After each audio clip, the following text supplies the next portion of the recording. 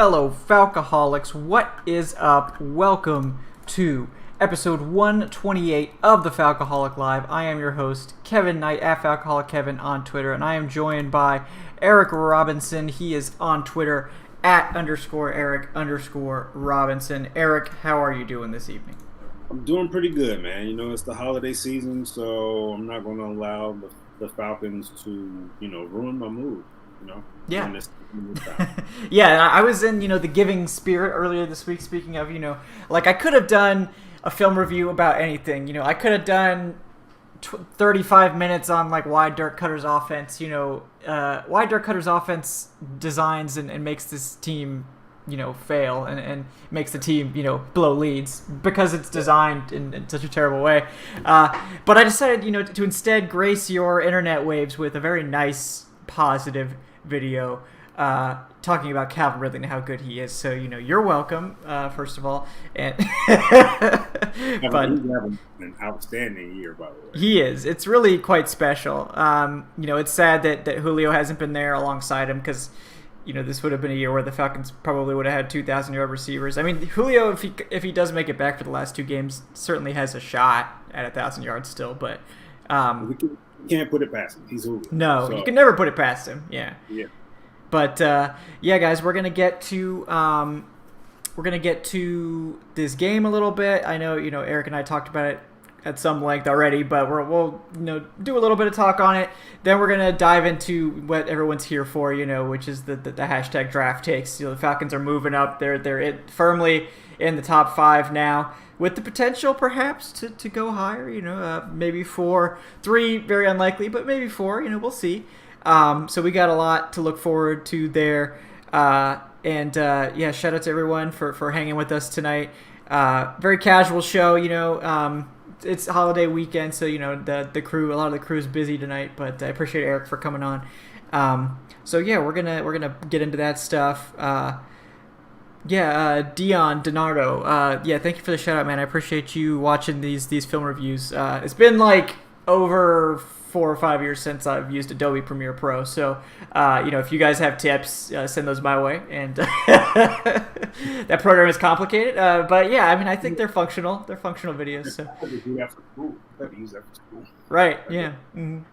Oh yeah, it's not something easy you can just pick up over. No. So at least I I took a class on it a long time ago, so I remember some of it. But yeah, it's wild. But Dion, at some point I'm definitely gonna do something on the offensive line.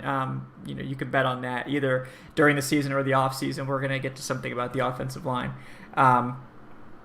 Wanted to George Costanza. I was about to read your comment, but George Costanza with the $5, brother. Thank you so much for your support, man. We really appreciate you, show benefactor. Oh, and my wife told me to wish you a happy Festivus, George Costanza. So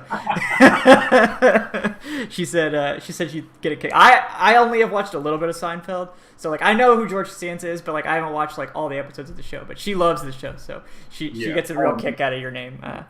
I love that show also, man. Yeah. And I pick up the joke already. Oh yeah, yeah. But yeah, that's a very well known episode of Seinfeld. Oh yeah, yeah. I know it. I've heard of Festivus too. It's just I haven't actually seen that episode, so I'm gonna have to because there's all these people I know now that are saying it's good, so I'm gonna have to just finish watching it. But George says have to go to sleep, have to drive in a few hours. We'll watch later. Merry Christmas to all of you guys. I'll leave you with a joke. All right. What do the Pope and the Atlanta Falcons have in common? They can both make a stadium of 70,000 say Jesus Christ. That's a good one. That's a good one. Yeah, it's a good one. Yeah, we appreciate you, brother. Yeah, so thanks for stopping in, man. The show will be here. Get some sleep. Don't drive groggy on Christmas. Everyone's gonna be all either very happy or very ornery. I know the holidays are a happy occasion for a lot of folks, but not as much for others. So be safe out there. We're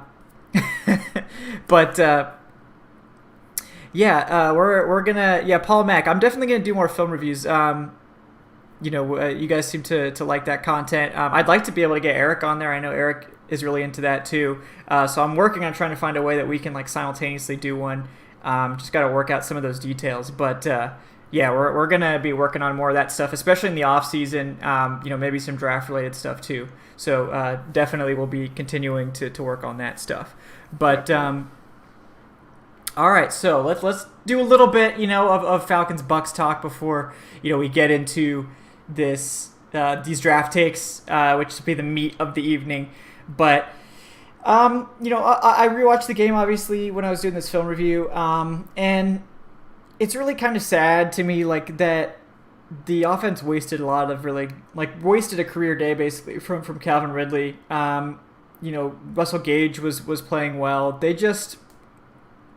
It's really hard to watch Dirk Koetter's offense because it seems to me like if they get even a little bit off schedule, like if that first down is incomplete or they take a loss or there's a drop, like it's like we're not getting a first down. Like it's because they use second down as like such a maintenance down. It's like you can't afford any mistakes.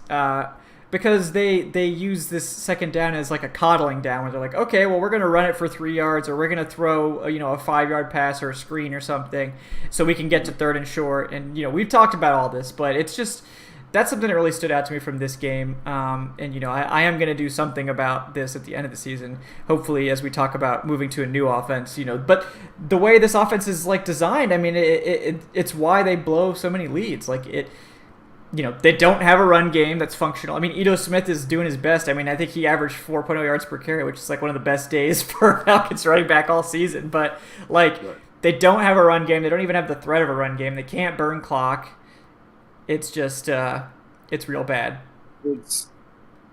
It's frustrating because it always goes, and this is something that I bring up every time we talk about the offense. But it always falls under that I guess perception that I have that he has failed to adjust properly when it comes to his game plan, his play calling, and things like that. And it's frustrating because you're in a league that pretty much forces you to do so. Yeah. You're not going to be able to. You're not going to be able to execute every game plan, every strategy, every single Sunday. There are going to be some times where you're going to say, "All right, you know what, guys." We approach this game as if we were going to pound the rock, but we can't. So we need to adjust. We need to start running more 3 receiver sets, 4 wide receiver sets, 2 tight end sets, maybe with the deception of the run. He doesn't do that at all. Yeah. He has a game plan, and if it works, it works. If it doesn't work, oh shit. Yeah, it goes off the rails so fast. Yeah, it goes off the rails, and he sticks to it. That's the thing, and it's frustrating, man, because that's where the lack of innovation, the lack of creativity comes into play.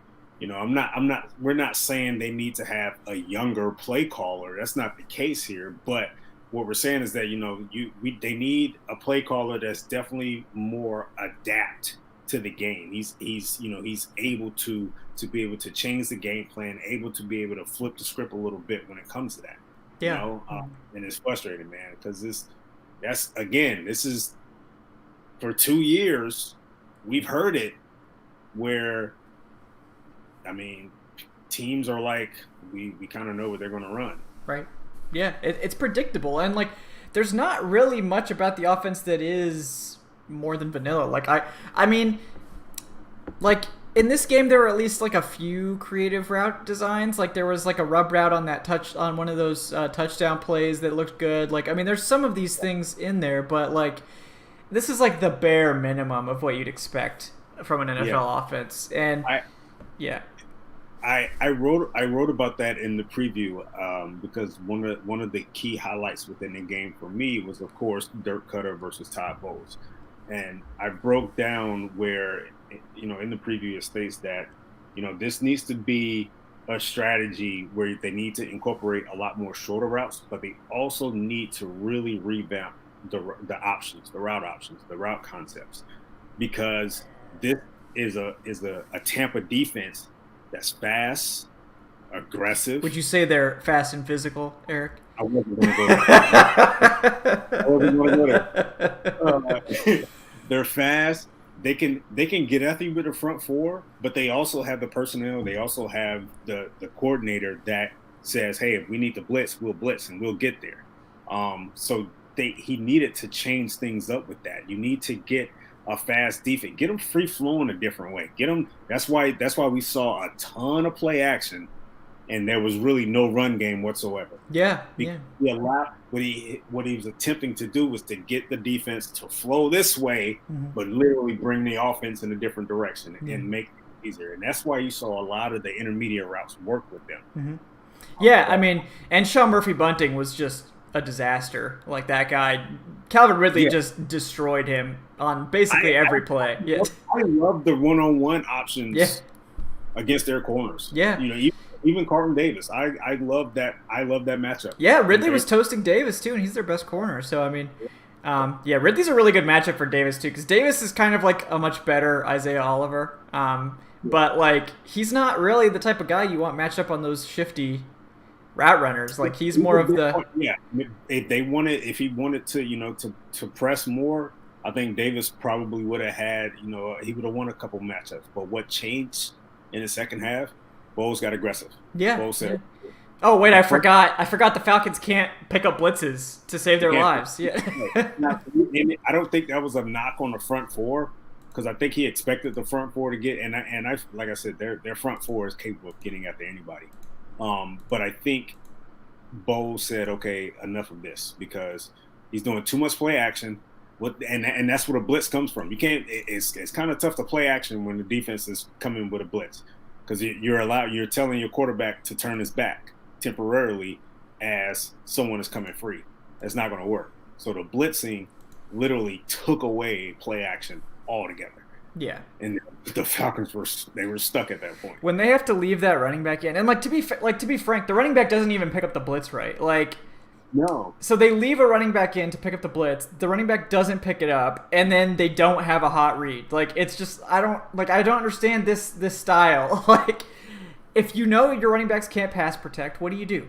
You send them on hot routes. If they're gonna blitz, you're gonna send that running back out immediately, and you're gonna toss that ball to him and make him pay for blitzing. Like, we've done this plenty. We've said this plenty of times. We've said this a lot. I feel like we say this basically every time the Falcons, fuck up. Every week. If you play, that's how most offenses play. If you want to be aggressive, you want to blitz, cool.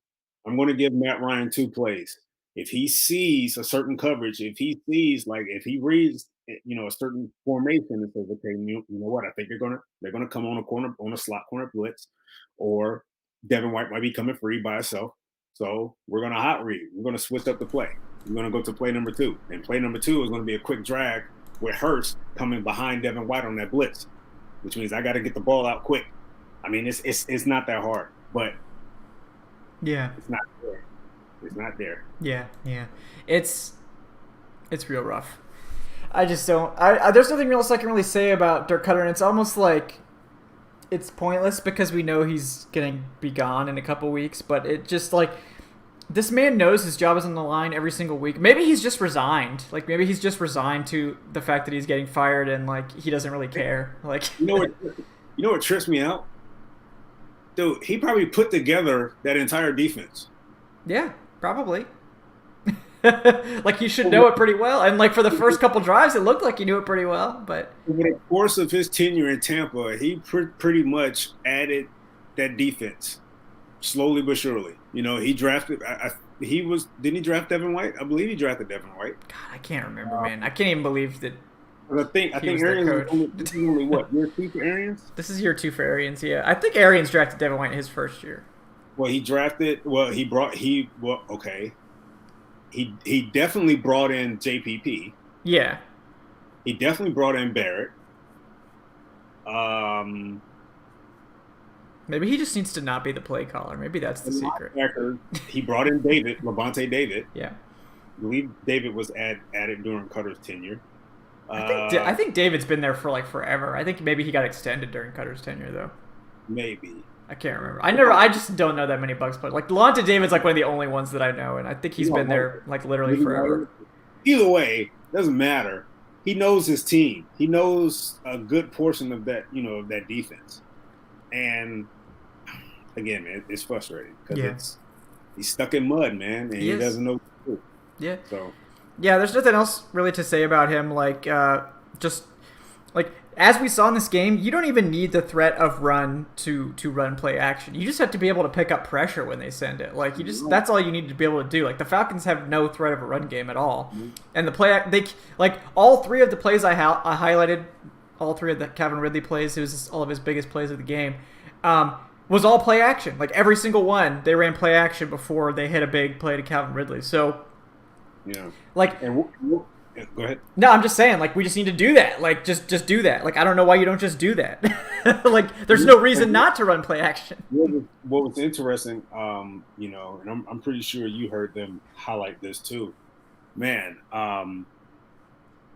Daryl Johnston and I can't think of the lead commentator. Lead play-by-play announcer is his name, but they pointed it out.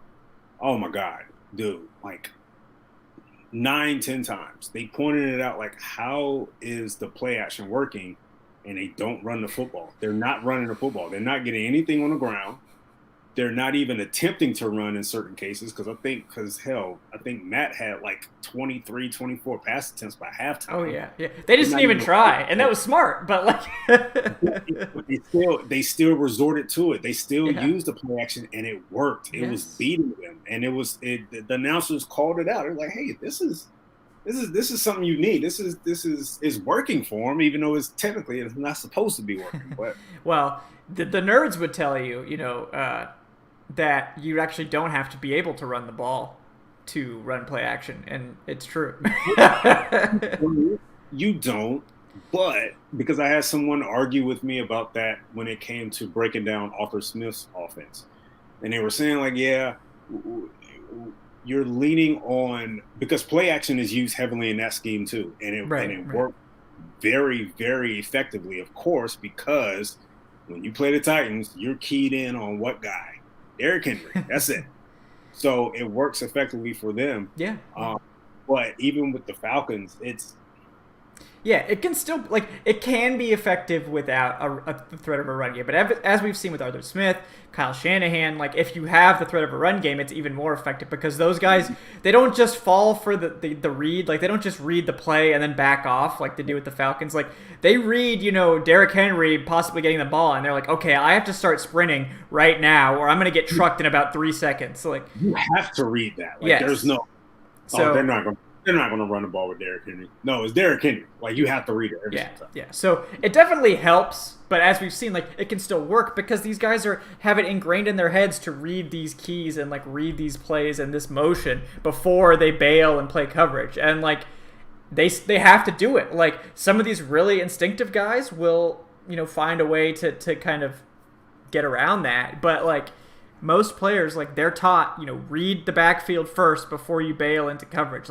You have man coverage on the running back. You have to make sure he's not going to get the ball before you drop into coverage. And so they get pulled in by the run action. It's just how the play works. I remember back in high school, man, getting taught the linebacker position. One of the first things that my coach taught me was making your read step, read drop. Mm-hmm. You have to do it every play. Mm-hmm. And that is simple. It's just like when you have a dual threat quarterback and he kind of sort of fakes his read as if he's going to run, and then he pulls back. The same thing with a linebacker. When at the snap, you have to play the read, you have to play the run first, and then you play the pass. So it's work. That's the mechanics of it, folks. That's why play action still works, even if the run game sucks.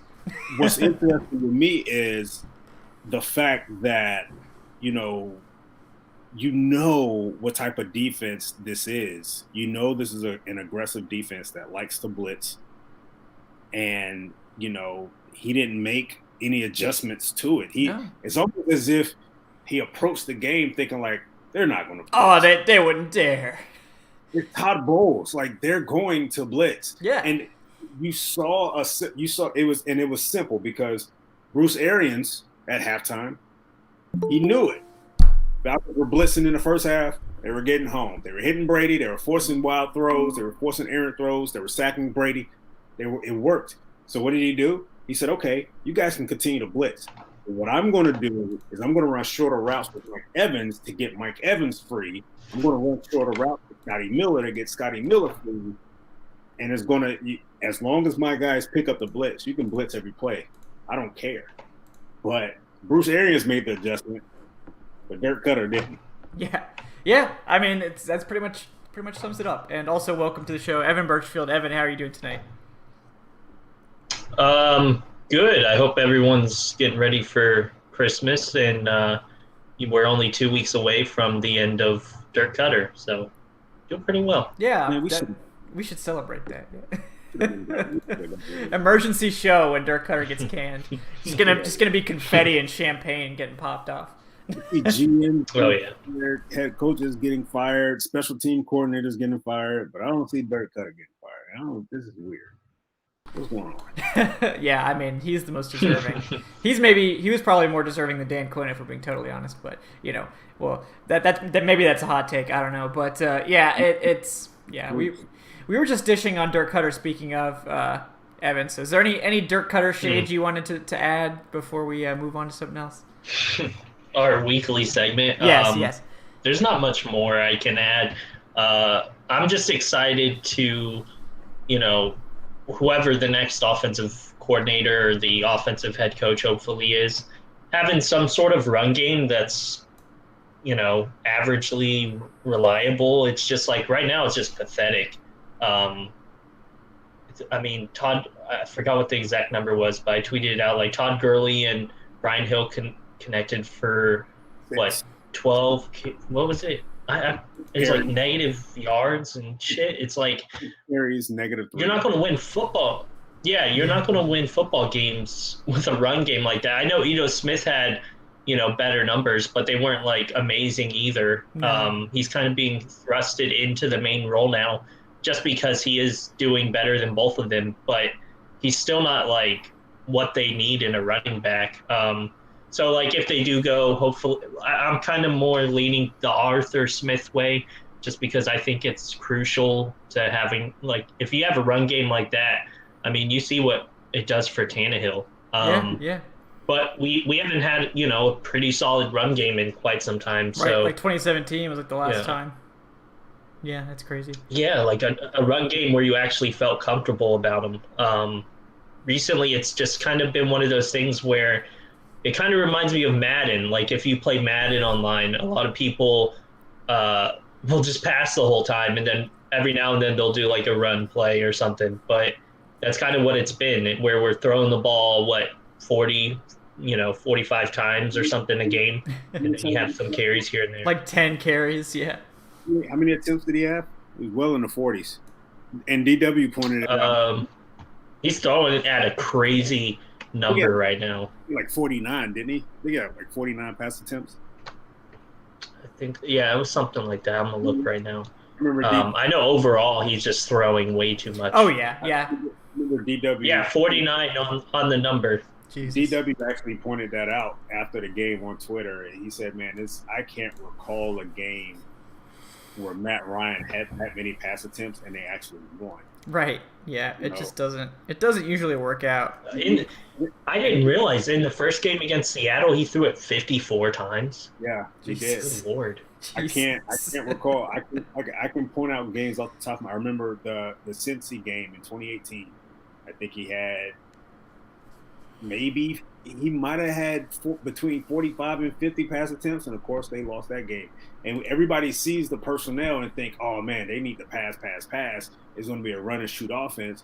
When in actuality, like, man, they don't really win games when Matt Ryan is chucking it 40. No, they don't. Like, and that's the thing. Like, when Matt Ryan was the NFL MVP, he was averaging like 30 attempts a game. Like, they were killing teams because Matt Ryan was so efficient. Like, his efficiency was historic. Mm-hmm.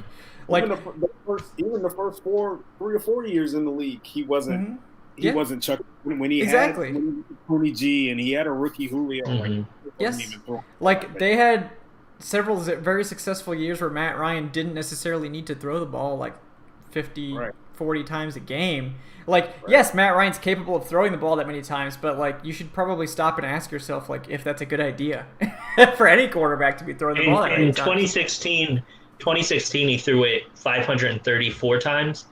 With 2 games left, he's already at 547. So that's 13 more. Yeah. With 2 games left. Yes. So he's going to be probably around 5. 80. Well, no, No, yeah, more, 600 He might something. hit 600 Oh actually. yeah, he'll hit 600. Yeah. I think. Yeah, but Yeah. it's So wild. and that's why we say the Arthur Smith scheme will work, because to me it takes more. It takes the workload off of Matt. It doesn't force Matt to be a pass attempt per game guy. Plus, I feel the weaponry that he would have at his disposal would be somewhat of an upgrade compared to what he has in Tennessee. Not a knock on Tennessee. That is a good offense. They're efficient. They produce. But you go from A.J. Brown to Julio Jones. You go from Corey Davis to Calvin Ridley. Like that's somewhat of an upgrade when it comes to weapons, in my opinion. That's somewhat of an upgrade. Mm-hmm. So I think that element can enhance the offense a little bit. Now, the key here is getting this guy. Yeah. Running back. Yeah. I mean, it's not going to be Todd Gurley. Yeah. I mean, honestly, like, I think if we do see Arthur Smith here, like, we're going to see an early running back for sure. Which I wouldn't mind. Yeah. And, like, I think either way we're going to see it. Yeah, go ahead. What would your – just curious, Eric, because I know you're high on what's his name, Parsons or whatever? Micah Parsons. Is that what his name is? Oh, for the record. Would that be what?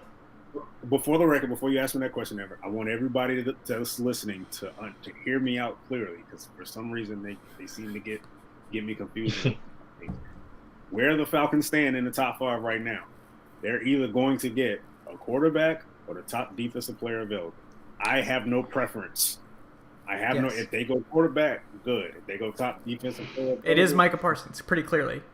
Yeah. It is Michael Parsons, right? So I just feel they need to address those two if they at number 5 or better, regardless where they pick. But go ahead, Evan. What would be, because I know like Harris would probably be your favorite for like the running back position. Yes. Where do you? I know it's super early. There's still no combine, and then there's still like probably them playing 2 more games or whatever. Where would that be? Second round? It would have to be early second round. Yeah. He's actually getting some late first round talk right now, and he hasn't even. Yeah, so he'll trend up probably more than anything. He'll definitely trend up. I can definitely see by draft night Najee Harris being selected late. Yeah, it really just depends, but I agree. Like he's not. If they want him, if he's there at their second pick, they have to take him with that second pick. But I mean, there are other good running backs, but it's if he's there in the second round though, I would really be tempted. Man, it would be so wild if they just don't even take any defensive players on like the first 2 rounds. It's just like Zach Wilson and like Najee Harris or something. It's just like, oh, okay, well, I guess the defense isn't going to be good, but that's okay. My gut is telling me they're going to stay put and just take either the best quarterback or the best defender. I'm hoping they trade down. I mean, it's possible. But we're just gonna seg right into draft takes because nobody wants to relive that Bucs game anymore anyway. So we've spent our 20 minutes on it. We're good. Yeah. We play the Chiefs on Sunday. Yeah. So you guys know what we're gonna say. They're 10.5 point underdogs against the Chiefs. All right. So this is super low in my opinion. That's pretty low. Well, the Falcons are wily, so that's probably why they just randomly play good sometimes. Like last year they crapped on the 49ers just out of nowhere. So that's probably why the line isn't bigger. But they're capable of beating anyone. They just choose not to. They choose to employ Dirk Koetter. And there you go. That's what we have to deal with. So, but yeah, this is a good segment of draft takes, and I mean, I just they are the question of the show, right? Is will the Falcons have a top 5 pick? The answer is yes, probably yes. If they win another game, no. If they don't win another game, 100% yes, they will. They're not falling out of the top 10. I mean, no, there's no way they're going to fall in the top 10. 6 and 10 gets you in the top 10 almost every time. But, they're not going to beat the Chiefs. I feel very confident in that. Can they beat the Bucs in the rematch? Probably. They should have beat them this time. So, they can beat the Bucs, but I mean, they can. Will they? Probably not. They didn't beat a lot of teams this year. They beat 4 teams. They should have won probably 8 or 9 games at this point. So I think the Bucs are probably going to need that final regular season game for playoffs. I mean, yeah, it's not like they're going to be resting starters, but like, I mean, the Falcons should have beat them this like on Sunday. Like they should have. So yeah, they should have beat a lot of teams, but that doesn't get you very far in the NFL. So, but yeah. But I think late first round is the ceiling for Najee Harris, because I think he's going to be a phenomenal athlete at the combine. I think he's going to put up alien-like numbers. It's going to look ridiculous. That stigma, that whole running back stigma, is going to carry over. I mean, because you look at guys this year, you look at Zeke Elliott, who is having probably the worst year of his career so far. Yeah, jeez, yeah. We haven't seen Christian McCaffrey since September or October, maybe. Yeah, my fantasy team knows that's for sure. Yeah. You know, Saquon got hurt. He was lost for the season in week 2. So this was not a great year for franchise running backs. And I think teams know that, and I think teams are going to carry that into the draft and into the offseason as well. Yeah, I agree. Yeah, it's kind of like, especially at running back, it's kind of the opposite of last year. Like, last year there were so many good running backs, which is why you saw guys like Chuba Hubbard and I can't remember the other guy, but there were some other guys that just didn't come out because they were like, oh, well, I have to go against DeAndre Swift and ETN was the other one. ETN was there. Like, they were like, oh, I have to go up against, DeAndre Swift and like all these other guys, like 3 first-round running backs basically, and then Clyde Edwards-Helaire just snuck in there and like ended up going higher than all of them. But like, these guys were like, oh, this is not the ideal time for me to come out. But like, It's still not a strong class, even with these guys waiting. Like, obviously Etienne, elite prospect, Najee Harris, behind, just a little bit behind him.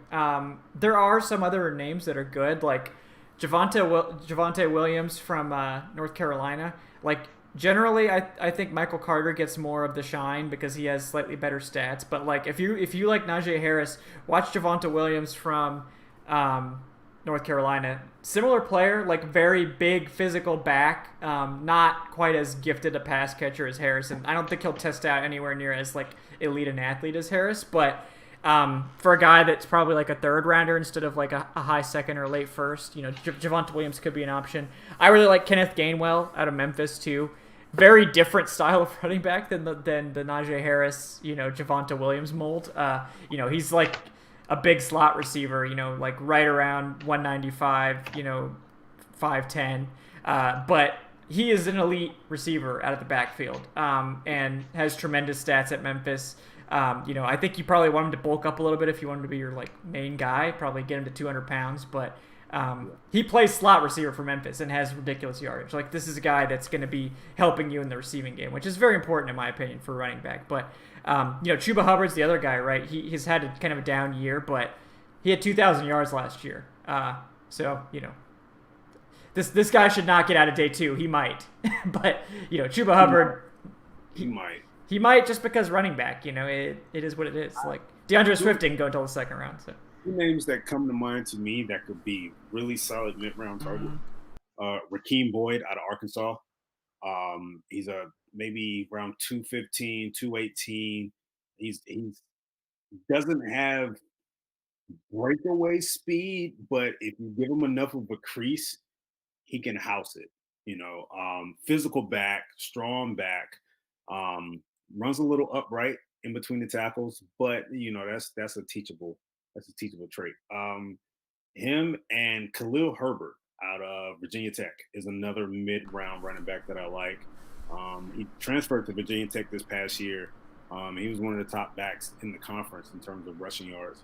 I think he's like around 5'10", maybe 212, 215. Another physical back that's, he's able to lower the shoulder and get the tough yards. And to me, I think he's a better athlete than what he's given credit for. I think he's another guy that's going to test pretty well at the combine also. So those are 2 names. Yeah. That if they want to punt on running back early, these guys right here around round 3 or 4, I would take a look at. Yeah, because they're going to have a really tough choice, I think, at the top of the second between some quality edge guys. They trade back. Yeah, that would be nice to pick up addition. I mean, they also have like 3/5 So like they could get back into day 2 pretty easily by packaging some of those day 3 picks. Right. I think they probably will do that just because I think they want another late day 3 pick probably. But yeah. So let me ask you guys this, and I know it's going to be kind of a hard question to ask. If the draft was tomorrow night, and they're sitting at 5th, who's going? It's probably Zach Wilson, right? I mean, assuming somebody doesn't trade up ahead of them. Like, I like Trey Lance a lot, and I like the idea of a dual threat in Atlanta, but I just think Trey Lance has 1 season of starting experience. It was ridiculous. He had 1 game this year where he was good, but it wasn't, that impressive. And now you have 2 seasons, 1 very good season from Zach Wilson, and now like this crazy elite season from Zach Wilson. And I don't know that you can pass on Wilson for the potential of Trey Lance at this point. But I wouldn't be upset about it, but I think at this point you probably lean Wilson as the 3rd guy. So you wouldn't go defense? I don't think the team will. You don't think I mean, if they hire Robert Saleh, they'll go defense. If they hire Marvin Lewis, oh, what a joke that is! I hope. Yeah. Bro, man. Yeah, if they hire Marvin Lewis, like they're gonna have to take our credentials away because I remember seeing the graphic a few months ago, about a month ago, on Get Up on ESPN, and they were saying that Marvin Lewis deserves to be, in the conversations to be, rehired to get an interview and possibly get hired again. I remember seeing in the graphic, he had his overall record, which is not that stellar. They also had 0-7 in the playoffs. And I'm looking at him like, hey, that's real. I don't know how can you sell that. Not only is he 0-7, but they're all first round exits. Like they're all, I believe, correct me if I'm wrong. I believe they're all like wild card exits. Every last one of them. Yeah. That's the guy I want to bring in to get those W's, you know what I'm saying? The guy that can never win in the playoffs. It's like you saw Mike Smith and you're like, you know what? Let's hire the guy that never won in the playoffs. Tough sell, man. That's a tough sell. Why you need to hire? Or why do I need to hire him? Yeah. Well, because he's a great coach and he kind of resurrected the Bengals franchise, and he also lost the 7 playoff games he coached. I don't know about that. All right, yeah. So I also need to we need to address this. I'm going to make a video about it because people ask about it a lot. But Julio Jones is not leaving Atlanta this year. There's absolutely 0% chance of it happening.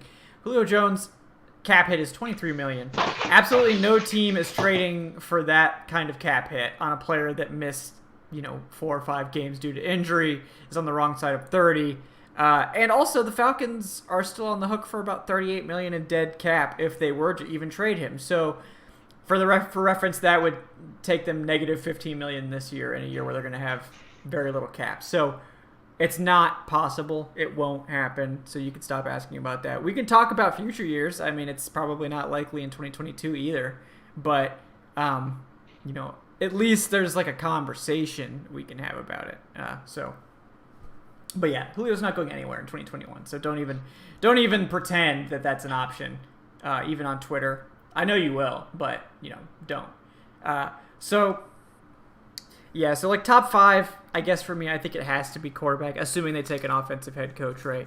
But I am curious what you guys think about that as well. Do you think, Evan, for instance, do you think it's going to be quarterback 2, or do you think it's going to be something else? What I think is interesting, at least for the last probably 5 or 6 years, it seems like the picks have been to where you can't even really guess because they do something that maybe not most people predict.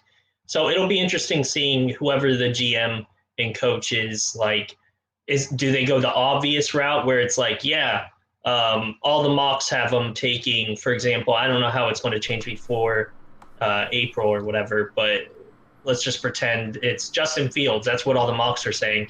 And then do they actually take Justin Fields? Because that's, we've been led to believe these past couple years where it's you look at the projection, it's right now they should take, we'll say Zach Wilson. We'll say that's the common thing. I don't know what the popular thing is right now. But then it's under Dimitrov, we'd get up to it and they'd pick like, I don't know who this guy is, but they'd be like, let's take edge Joseph Asai from Texas. And it's like, okay, because that's just kind of how it's been lately, where it's like some random person that, maybe it's a good pick, but it's something nobody was really like expecting. Yeah. So I think for me, that's the most exciting part. But I mean, I'm kind of open-minded.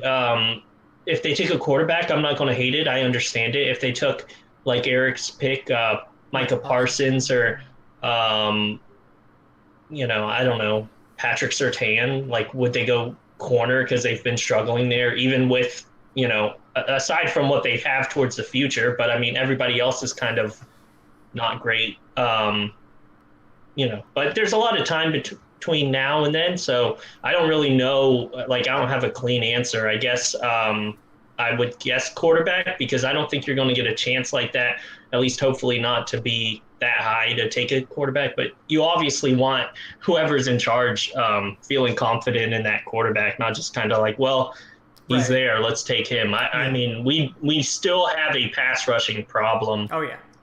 That's just not going to disappear, especially when we're struggling with the cap and stuff. So if they went like Parsons and then, but that's because from my perspective, I'm hoping it's like Arthur Smith. So if they went that route and then tried to get back in and get Harris or something, I'd love that. And then, I think, I guess it goes back to the debate of, do you think Matt Ryan's good enough still to when this, if this team's functioning on defense and has a solid run game, how much confidence you have in Matt Ryan's ability to win the Super Bowl? Because that's the ultimate goal. I think I'm slightly more optimistic than most. I think he's not going to be the problem, but he's also not Patrick Mahomes, where he's going to be flipping shit over his shoulder to score a touchdown either. But yeah, not an exciting answer, I know, but for me, it's still kind of up in the air. I just don't know how to feel confident yet, without having like, oh, who's the GM, who's the coach? Because I think that's obviously going to, factor into this whole thing. Yeah, I agree. I remember last year going into the draft, Kevin and I felt like they were going to go against the grain, because general consensus was Chason and Epinesa. Yeah, or trade up for Henderson or something. For Henderson, yeah. And I remember like that final couple weeks. I remember Kevin and I saying like, man, they're gonna do something completely different. They're gonna do something weird. Yeah. They're gonna do something completely different. And I remember my last mock draft, I had them taking Antoine Winfield. Yeah. I really felt like they were going to defensive back. Something was telling me defensive back, but I picked safety, but they ended up going corner, of course. So you're right. They go against the grain a little bit. They don't necessarily go for the general consensus that a lot of prognosticators will put out there. Yeah. But that could all change, because we're going to have a completely new staff. Right. That can all change. Yeah. We had gotten pretty good, I think, at reading like Dimitroff and Quinn. Like, we were actually like, I think, honing in. Like, I think it took a while. Yeah. It took a few years, but yeah. A couple things here and there. Yeah. So I don't care, honestly, which direction they go at 5, as long as it's either a quarterback or it's the best defensive player on the board. If they address either one, I'm cool with it. But I will say what they do there is really going to tell a lot about the future of this team, because you can look at it and say, if they take Micah Parsons, then they're probably saying they really trust Matt for number 2 or 3. Right. Yeah, that means they're going to ride it out with Matt for sure. Yeah. But if they take Wilson, you can look at it and say, man, they're really going to move on from Matt after probably a year or so. Yeah. Just to kind of create a conversation here, if they did do, like, pretend they went Parsons, so they're obviously punting on a quarterback, but unlike in the Dimitroff era, where the only quarterback taken's in the 7th round in 2013, is there any quarterbacks like beyond, because you guys know far more than I will about anything draft related, so I want to ask both of you, is there any quarterbacks maybe in like 3 or 4, or hell, maybe even the second, like any other quarterbacks where obviously they're not top 5 quarterbacks, but Right. they're somebody who could mold into something. I mean, yeah, like Trask, I think if you get him in the perfect system with the right supporting cast, can be a very good quarterback. But he's a totally different class. Like he's like a Jared Goff to me. That I think if you surround him and put him in the right system, because Trask has arm strength problems. Like he can't really hit the deep ball, but he's a really elite short to intermediate guy. Like he can really hit those throws on time. He's athletic. Like he has a lot of good traits, but a solid decision maker. Yeah. It's just that like that deep ball, it sails on him like a lot, and it's just a limitation of his game. But if you're gonna run a West Coast scheme and you're gonna run mostly short to intermediate stuff, like, and you have good receivers, like he'll be fine. But Arthur Smith's scheme would be perfect for Kyle Trask. It would work, yeah. I think Arthur Smith probably would want to run more deep stuff, but it would be absolutely perfect for him because it doesn't require him to be, that top tier elite passer in order to be effective. And that's the thing with Trask. He's not that guy. He's not going to. His numbers look great right now, as a Heisman front runner, but when it comes to, like Kevin pointed out, when it comes to taking deep shots, his deep ball accuracy is not great. It can improve, but right now it's not great. But he's really a really good efficient guy. Yeah. I know people are going to ask about Mac Jones. Yeah. So I like Mac Jones. There's something about fine. It's just I feel like Alabama quarterbacks, man. Like you don't scout the helmet, but like he has transcendental talent around him, like ridiculous transcendental talent everywhere. Like so like. But at the same time, like he gets the ball where it needs to be. Like it's not like he's having a problem with that. So like I do think Mac Jones is worth taking a shot on if you need a quarterback not in the first round. But like, would I be willing to take him like early, like sometime in the first? Probably not. But Mac Jones doesn't have that deep cannon. But man, if you look at the film, and he's hitting deep shots to Waddle and Devontae Smith. Man, it's kind of pinpoint, dude. Like his deep ball accuracy. Yeah, it's good. In my opinion, it's phenomenal. He just doesn't have that cannon where he can chuck it 60 yards down the field on a dime. Mm-hmm. Man, you're sending Ridley on the deep post, you might be able to hit it. So I think he's an interesting name. The thing about this class, to me, either you take one early or don't take one at all. Mm-hmm. I don't love the depth of this class. The late guys are just not. Yeah. I mean, like, what is it? Maybe if Derek King comes out or something, like that could be an interesting flyer. But I'm hoping Derek King doesn't come out. Yeah, it would not be smart, I don't think, but because he's going to be like a 7th rounder or something. Like he just talking to a few guys that I know, he's not going to avoid it at the combine. They're going to make him play receiver. Yeah, he's not going to avoid it. Yeah.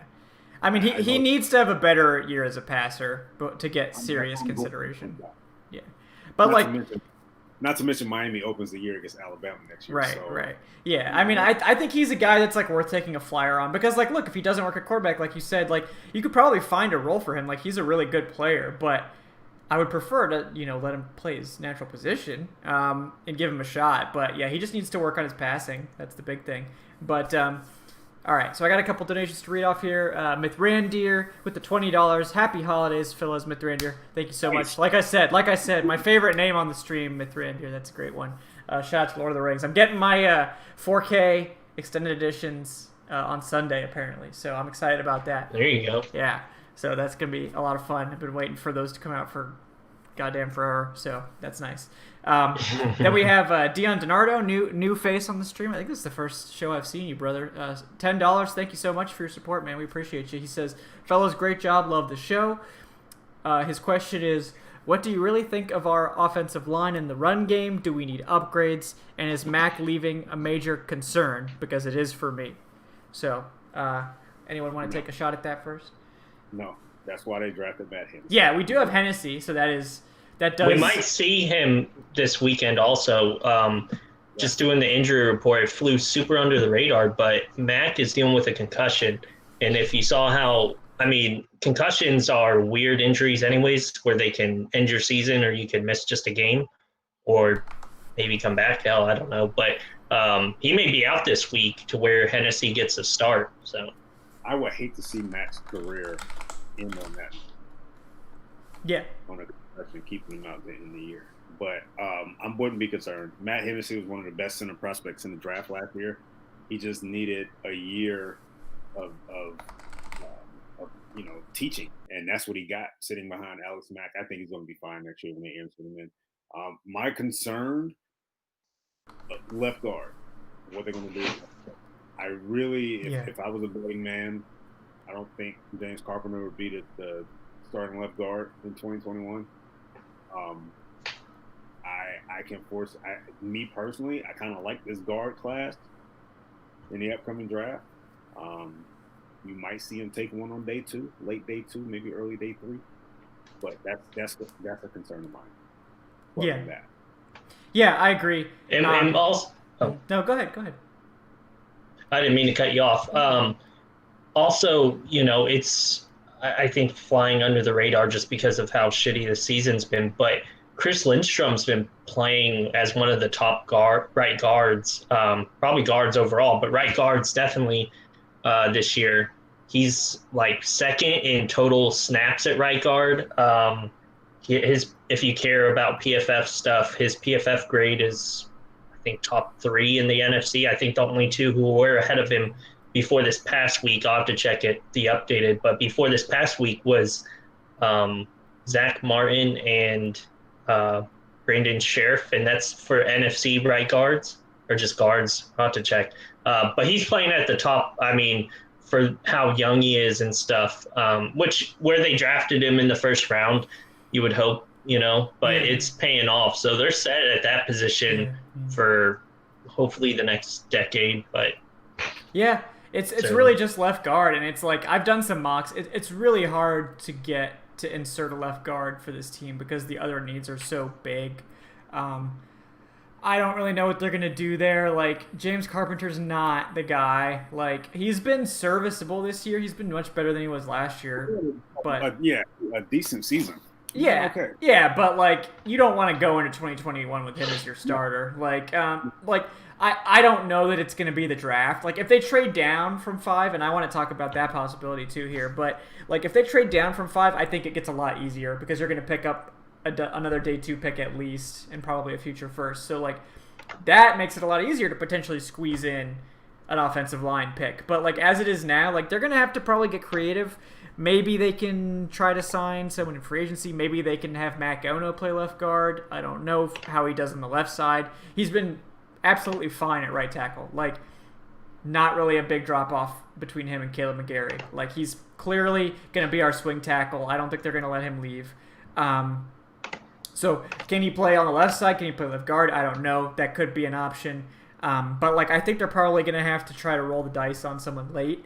And the best way to do that, in my opinion, is with, like, a tackle convert, like Alaric Jackson, who has not been having the best season at tackle, but I think he's a much better guard prospect. So, like, he's going to fall down the board because he hasn't had a great season. He's going to get drafted to play guard maybe. But I think that could be an under-the-radar guy that could, converting some of these tackles that haven't been having the best seasons to play guard. I think that's maybe where you find the best value there. But we'll see what happens with that. It's just hard to find a space in the current makeup for a guard that you would expect to be starting this year. But, I mean, stuff happens. Like, maybe they can get lucky. That'd be nice. But left guard is certainly one of the biggest question marks. Definitely the biggest on offense. So, yeah, JL Hunt says, we still have Harlow, don't forget. Yeah. Sean Harlow, shout out. Hey, Sean Harlow's been working with, Keenan Forney, so, maybe there's hope. Yeah. Maybe there's hope.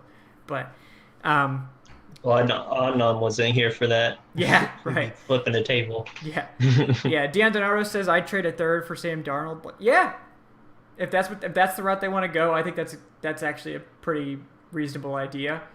You're not on the hook for a big contract. You're not on the hook for a lot of draft capital. Like, if a third is all it takes to get Sam Darnold, then do it.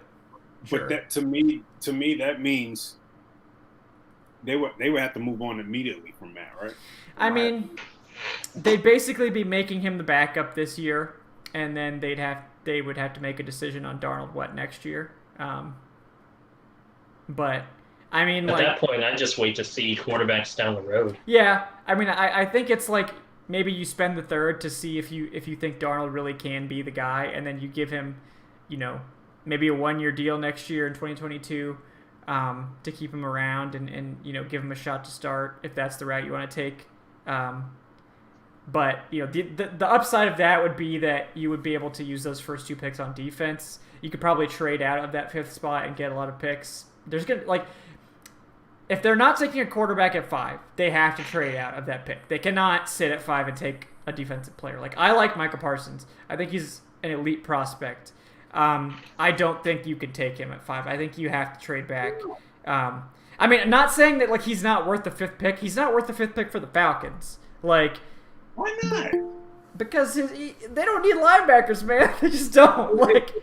Who cares? They need defensive playmakers. Right. They also need a lot of picks. If they trade out of that spot, they're getting a future first. They're gonna have 10 picks. Yeah, but I don't give a shit about 17 day 3 picks. We saw how that worked out for the Vikings. They cut half of them in training camp. I don't give a shit about them having a good team already. They need guys on defense. I don't care. There's not a position on defense they should thumb their nose at when it comes to this draft. Right. I don't care.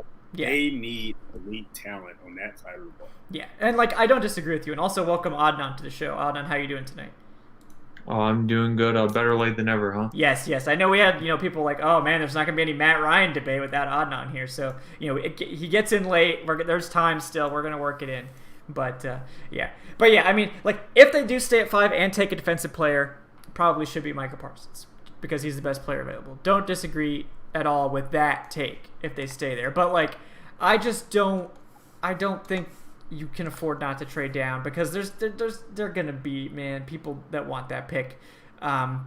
Because look, Atlanta's in that prime spot. It's assuming the draft order stays how it is now. If Carolina doesn't take a quarterback, or if Carolina does take a quarterback, then it's either Zach Wilson or Trey Lance or whoever is the last guy.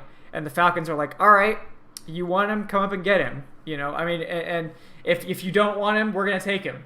And that threat has teeth. We're willing to trade out of this pick if we get the right offer. Otherwise, we're gonna take him. And you can get a bounty San Francisco at 12. They want one of those quarterbacks. Denver at 13. They want one of those quarterbacks. Denver? Or I think San Francisco desperately wants to get away from Jimmy Garoppolo. Support with Jimmy. Oh, yeah. But because I don't think there's any dead money on him. You can just get rid of him now at this point.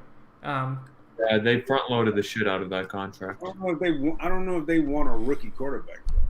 I think Shanahan wants anyone but Jimmy Garoppolo. They want to move on from Jimmy, but I think they're in. I mean, clearly they're in a win now mode. I think they may want a guy that they may want someone like a Sam Darnold, right? That allows them to move on from Jimmy, and they can still plug in a guy that's ready to play day 1. Yeah, I think they may be looking in that direction as far as veteran goes. Denver, that's kind of sort of up in the air too. I can see that with San Fran, but I don't think there's any way that they should responsibly keep Jimmy on the roster next year because I agree with you there. Yeah, he's a $36.5 million debt cap hit, and it's only 2.8 mil dead cap. They cut him. Yeah. I agree with you there. I think they're going to move on from Jimmy, but I think they may be looking more in the direction of let's get a guy that's ready to go right now. Yeah. Right, and maybe it depends on who's available. If it is Zach Wilson, maybe they think Zach Wilson's the more pro-ready guy. They think they can kind of insert him and have that offense running. It could be New England too. I know JL Hunt's talking about the rumors that Jimmy G might go back to New England if he gets cut or traded or something like that. That would be pretty ironic, but yeah, I mean there's QB needy teams. And if the Falcons are especially if Carolina does take that quarterback at 4, Atlanta has all the power because they're okay, you either trade with us or we take him. And I think they would be serious about that. I think they're going to take that quarterback unless somebody offers them a king's ransom. And maybe that means they take a quarterback. Maybe that means they get a bunch of picks. But I would be happy either way. Yeah, but what about Jamar Chase? Well, if we trade down to 15 with New England, then we can start talking about Jamar Chase. I'll have that conversation at 15 overall when we picked up a future first and like a second and a third. So No, I'm not having that conversation.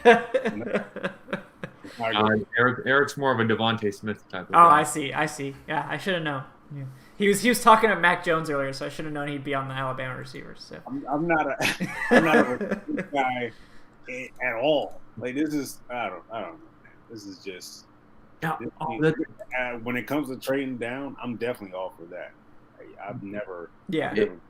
It's a good point that we need to continue the Alabama receiver lineage, though. Yes, we do. I mean, yeah, the Alabama receivers have never once let us down. So, I think that's a wise decision if they do go that route.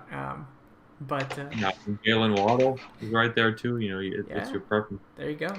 Yeah. I do think they need kind of a size guy more than anything, just because. Mitrov's still in the damn building or something. Look, Eric. Okay, like we just need to what if we build an offense with 5 first-round wide receivers? Okay. Yeah. We run 5 wide every play. No running backs. We don't even need a running game at all. Like, just forget it. Yeah. Defense that can't close out a game and gives up 31 second-half points. Who needs a defense when you have 5 first-round wide receivers? Okay. Well, 12 first-round players on offense, 11. Yeah. Yeah. We see how well that's working out. Yeah, that paid right. I will say, if Dimitrov was still in the building, I don't think we'd contractually be allowed to talk about trading down. No, he doesn't do that. Yeah, so I have hope that that's an actual option now that Dimitrov's not here. So yes, please. I'm never against that idea. I think trading down is one of the best strategies you can have in the draft. Oh yeah. Yeah, I do wonder. I don't have it in front of me. I wonder when the last time the Falcons traded down the first round was, because it sure as hell wasn't when Dimitrov. It's been. I don't remember, man. They traded that for Tack. Oh, they traded. I thought. Oh, they did. No, they traded up for Tack. Yeah. They traded up for Tack because they were picking Trufant? Did they trade down for Trufant? No, they traded up for Trufant as well. Yeah. But they've never traded down. They've never traded. Not under Dimitrov. Yeah.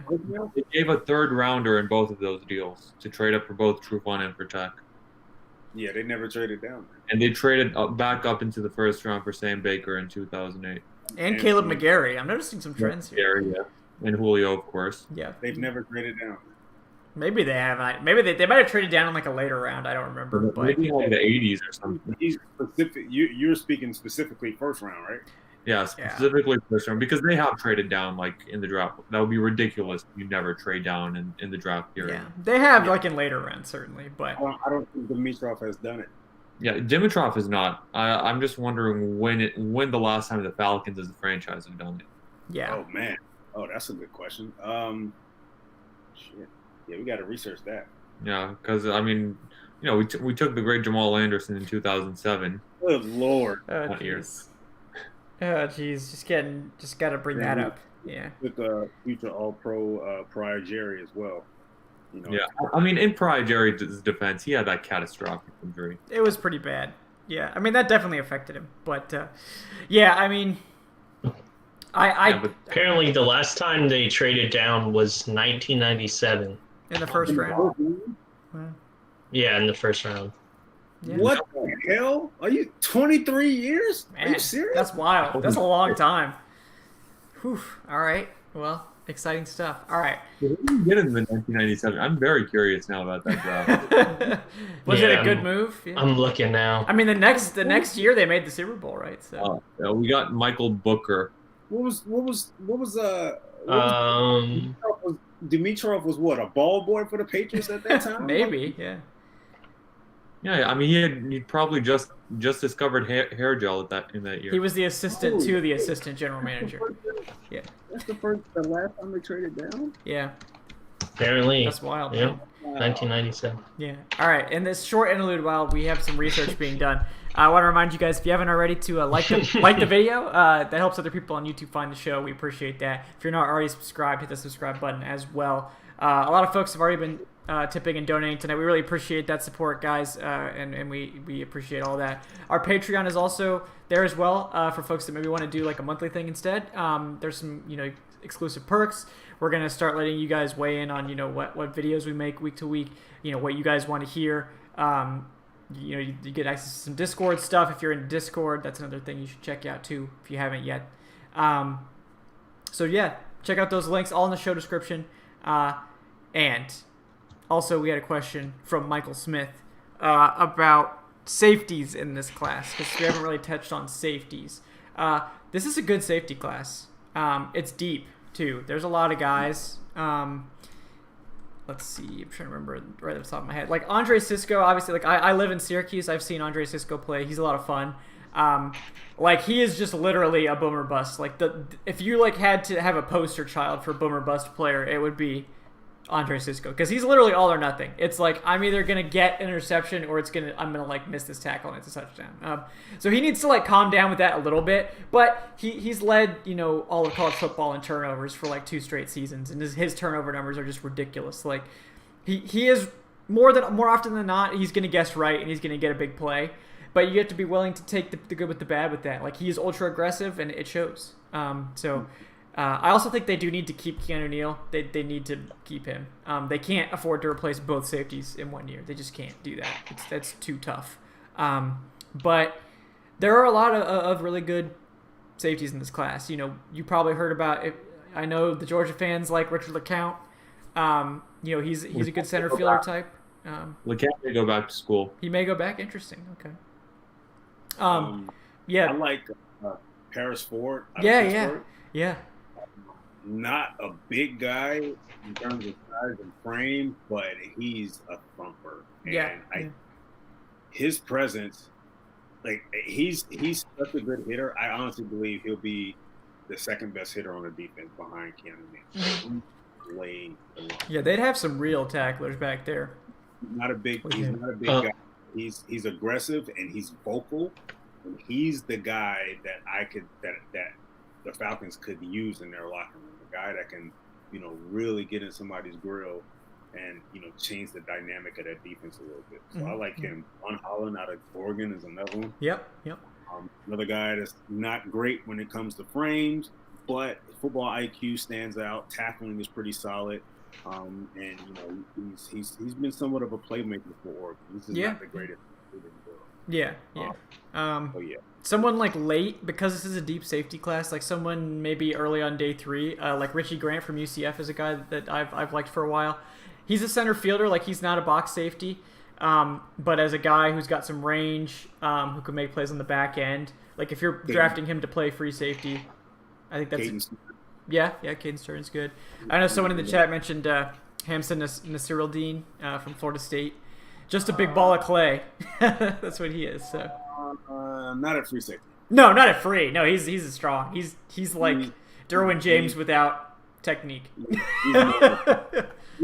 actually hasn't played at all this year. Yeah. He had an injury at the end of last year, and he has not suited up for the play all this year. So it's going to be interesting to see how he recovers from that. But he's a box guy. I don't like him in the back. Yeah. There's a lot of really quality guys out there, though. Remember how we fell in love with Melon Conru a few years ago? Yeah, his brother's coming out, right? Like if Fiatu, I think I had him draft. I think I had the Falcons drafting him like late to play corner. That's what guys were doing. Yeah, just like it'd be Melon Conru. Like we fell in love with him a few years ago. Yep. That guy hasn't done a damn thing. Yep.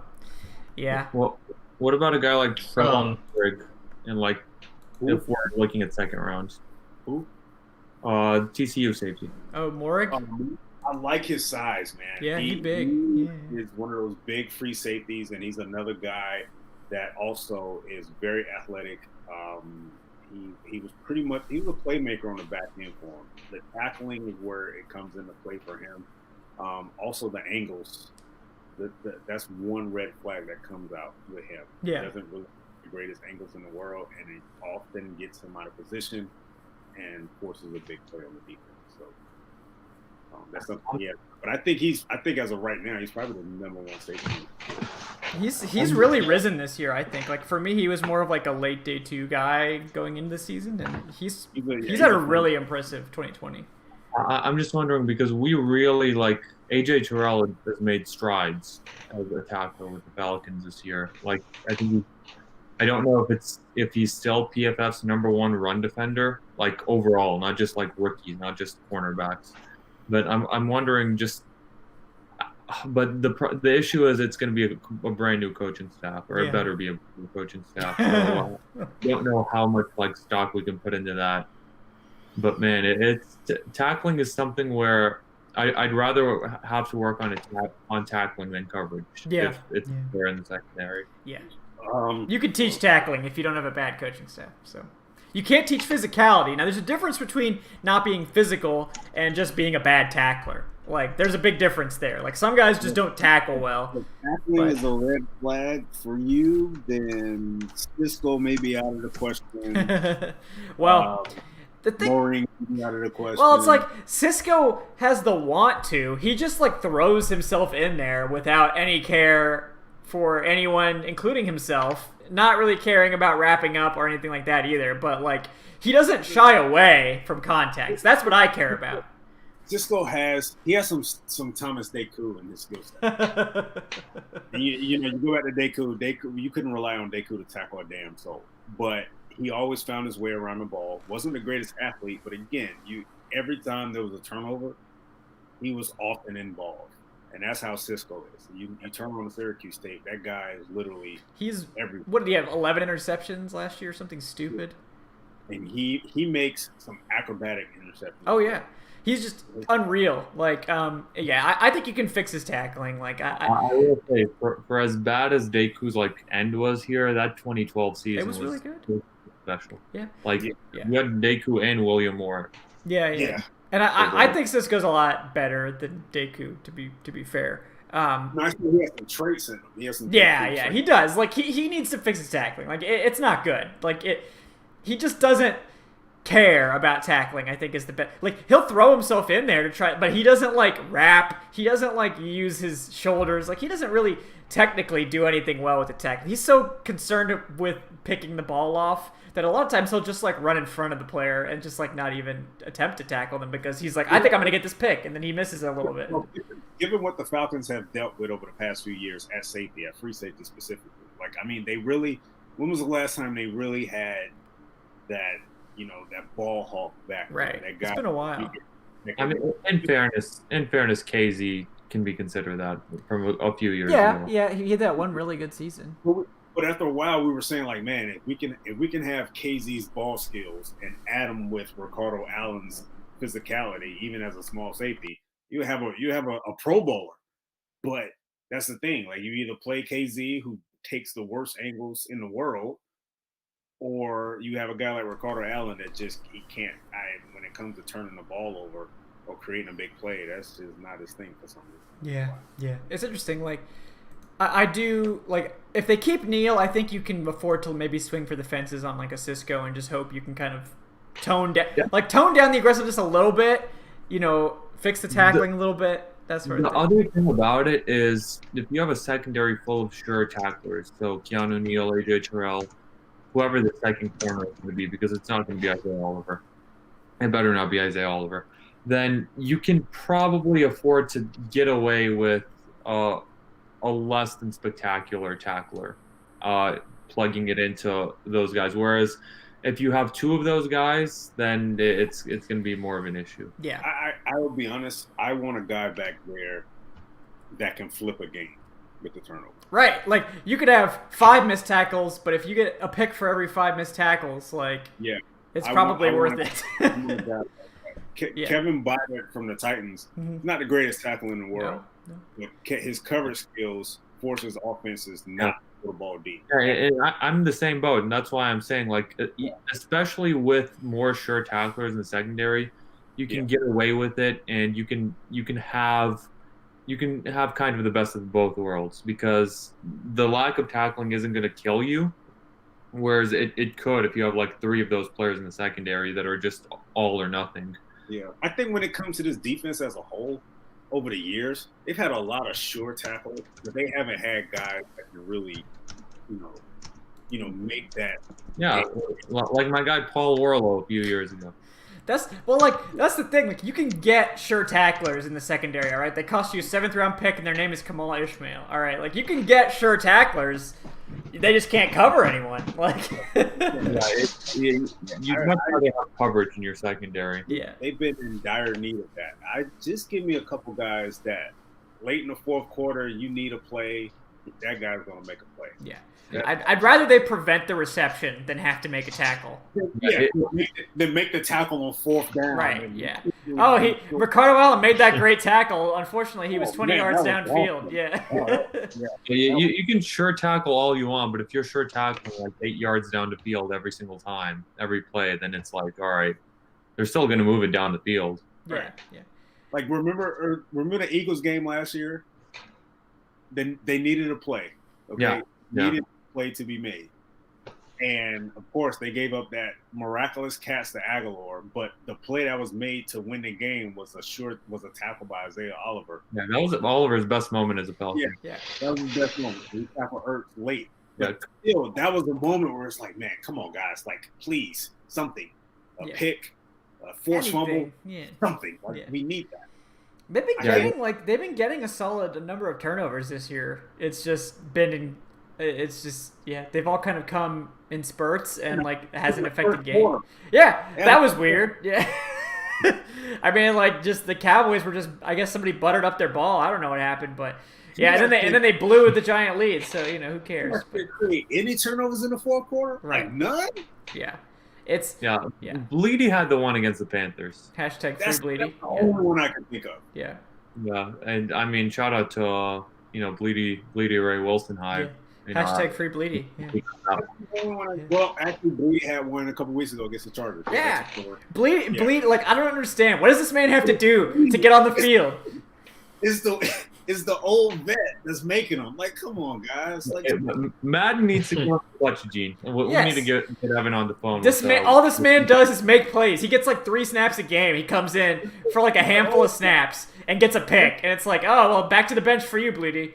Yeah, it's the old guy that's being like, man, you know what? I'm going to do this myself. Yeah. Y'all can't make the play. Let me go in there and get it. Like, just watch like the Falcons do this thing where they get Zach Wilson, they get Najee Harris in round 2. They don't get a top cornerback. They do manage to get some other pieces, but like they don't get a cornerback really to pair with AJ Terrell. They just trot Bleedy out there at cornerback 2, and he plays great. And everyone's like, wow, Dan Quinn really sucked ass. So did Raheem Morris. That defense is a great offense. Well, that would be nice too. Hey, maybe if they could score more than like 3 points or 7 points or however many points they scored in this game in the second half, it wouldn't be a problem. You could have your defense give up 31. I'm being completely facetious, by the way. The best defense is a good defense. Yeah. Exactly. Please explain that to folks. Well, I'm tired of this whole theory about the offense not doing enough late in games. Your defense, you can't give up 31 points and a half, first of all. They're paid to stop the opposing player. I don't give a damn if Matt Ryan in the offense scores 52 points. That defense needs to do whatever it takes for the opposition to not score more than 52 points. 31 points and a half is unacceptable. 5 scoring possessions on the first 5 possessions of the second half is unacceptable. Yeah, that was redonkulous. I don't know what Matt did. These guys couldn't get a damn stop. They couldn't touch Brady. In their defense, like who would have thought that putting Tyler Hall on Antonio Brown would have been who among us could have known? Yeah. Well, they had to do that because Oliver got hurt. Oliver did get hurt, and Denard was out too. Like they were really just thin. Oliver had to come off the field. Speaking of, Jordan Miller just got waived off IR, so that dream dies. And Bleedy was sick. Didn't Bleedy leave with an illness? I think so. Yeah. So they were just super thin. Yeah. What illness was that? Yeah. I don't know. They said he did. I don't know because in practice on the injury report for today, he was listed as a full participant, but it said illness. But he was, I think, on the Friday he had an illness or something, and then he played, but then left. Yeah, he left and at like halftime. I guess he's better now. Yeah, he had some kind of illness. Bleedy had the bubble guts or something. Like maybe he had the Lamar Jackson fever or Lamar whatever. Jackson, we just see Bleedy Ray Wilson run out of the locker room. Yeah, run out of the locker room. Yeah, that would have been epic. Like if Bleedy gets an interception. Yeah, comes right back in, gets an interception, changes the game. Yeah, but yeah, that'd be wild. Oh, did you guys want to hear that the details to that 97 trade? It was the Orlando Pace draft. Yeah. Oh, yeah. There was a bunch of trades, but so the Falcons were at 3 and traded back or traded down with the Seahawks, who moved up. The Seahawks moved up and got Sean Springs and also got the Falcons' 3rd-round pick in that same draft, who turned into Frank Middleton, who I'm not sure who that is. But the Falcons got their 1st-round pick, which was pick 11, and they took Michael Booker, as Adnan said. They also got their 2nd-round pick and took Byron Hanspard. And then their 3rd-round pick, which was O.J. Santiago, a tight end. And then their 4th-round pick was Henry Crockett. I don't know who that is. But yeah. Oh, and the best part is that trade took place in 1997 on March 28th. All right. 28 to 3 day. Yeah, 28 to 3. Oh my God, that's it. I'm closing the show right now. Good night. That show's over. Yeah. Come on, close the show, Kevin. All right, thanks, guys. That's wild. It's no wonder that team was so shit after 98. Yeah. To save our damn life, man. Yeah. Oh my God. Oof. Jesus. I'm glad I wasn't paying that much attention back then because I was like 5 years old. What the? I probably would have been livid though. We didn't know what that day meant. Yep. How? Those numbers? Did you guys see the graphic on Sunday that the Falcons had 3 penalties for 28 yards? It just keeps finding us, Eric. I don't understand. It's some kind of cosmic connection. Of course, I just looked at my television, and there's a bowl game on. Third quarter, the time had hit right at 28 seconds. Yeah. Of course it does. Of course. As soon as it's probably just that we're noticing it everywhere. You know, like normally it wouldn't even like be any like news, but then we're just noticing it everywhere. So, yeah. But yeah, I'm not gonna comment on 28 to 3. This is, that's not my. Yeah, that was a bad draft. Yeah, but hopefully this draft will be good. That's my hope going forward. Yeah, if this draft is anything like that one, then maybe we shouldn't be trading back in the 1st round. Yeah, but all right. Well, we've been on here a long time. It's Christmas week. I want to give these folks a chance to hang out with their fams and do everything good. So we're gonna go ahead and wrap up tonight, guys. Before we do, I want to thank my guests. First of all, Adnan Ikic at Say Which Way on Twitter for his better late than never appearance. Adnan, anything you want to let the people know about? Anything you want to plug? Well, it's well, when I first started here, it's like, I have to be very punctual. I have to like be there 5 minutes early. Yeah. Now after a while, it's halfway. It's preferential treatment. Now it's like I'll just show up whenever I show up. Yeah. I had an article go out a couple days ago on why Younghoe Koo is the best kicker in the NFL now, and so check that out. Yeah, check that out, guys, for sure. All right. Also with us tonight, Evan Birchfield at the very easy to remember Evan Birchfield on Twitter. Evan, anything you want to plug tonight? Not really. Just if you're interested in injury reports, I do the daily ones, and just read all of our great content at the Falcoholic, and have a Merry Christmas, everybody, and enjoy. Yeah, absolutely, guys. And then finally tonight at _Eric_Robinson. He is Eric Robinson. Eric, anything you're working on you'd like to plug? March 28. Don't plug 28 to 3, okay? I'm gonna log off right now. Yeah. This is ridiculous. I've gotten the preview. Yeah, the Chiefs preview. Yeah, be on the lookout for it. Yeah. March 28. Maybe we'll do an episode where we just analyze the Super Bowl 51. How about we don't? How about you guys do that, and I'll not be there for that one. That'll be the day I take off. For that episode. Yeah. But guys, I don't think I can sit that episode. No. No, I still haven't rewatched that game. I will Yeah, never. I've never watched it either. I see like highlights here and there that like pop up, but that's about it. Yeah. Yet to watch the highlights. Yep. There's no way to avoid those, unfortunately. But yeah, we're not going to talk about that. That is, rarefied air we will not speak of on this program, this fine program. Guys, I am Kevin Knight at Falcoholic Kevin on Twitter.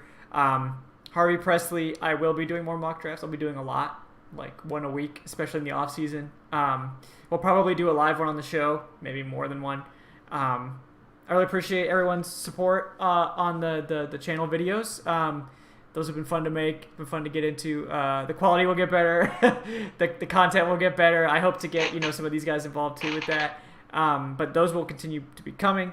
So look forward to that. Like I said previously, like and subscribe. We really appreciate those. Those help the channel grow, help folks find the show on YouTube.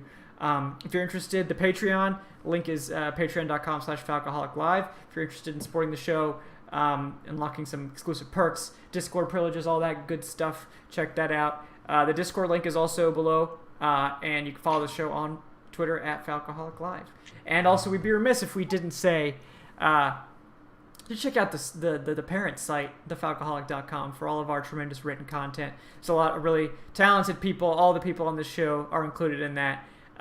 And, of course, our Lord, Dave Choate, hashtag Dave Meat, for his support. And he works really hard to keep the site running, and we really appreciate him. We appreciate all of you on this holiday week. Have a happy holidays, guys. Happy Festivus. Merry Christmas. Whatever you celebrate, I hope you enjoy it. I hope you stay safe this holiday season. Socially distance if you can, but it's family. We all understand. Just be careful out there.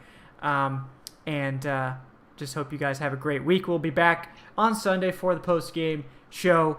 Probably be a pretty somber one. But I don't have expectations. You definitely should not have expectations either. So if you go into that game, for a big draft pick after this. Hell yeah, brother. Yeah, we're gonna be at 4 after this one, after the Panthers win. So yeah, we're moving on up. Just wait for the Bengals to finish with 2 wins, and then we'll be talking third overall. The Panthers are going to beat Washington. It depends on who's playing quarterback. If Tyler Heineke starts, I'm taking the Panthers. Yeah. That defense? I mean, the defense is good, but it's not like the Panthers are trash. Yeah, I mean, the Panthers can beat some teams. They beat us.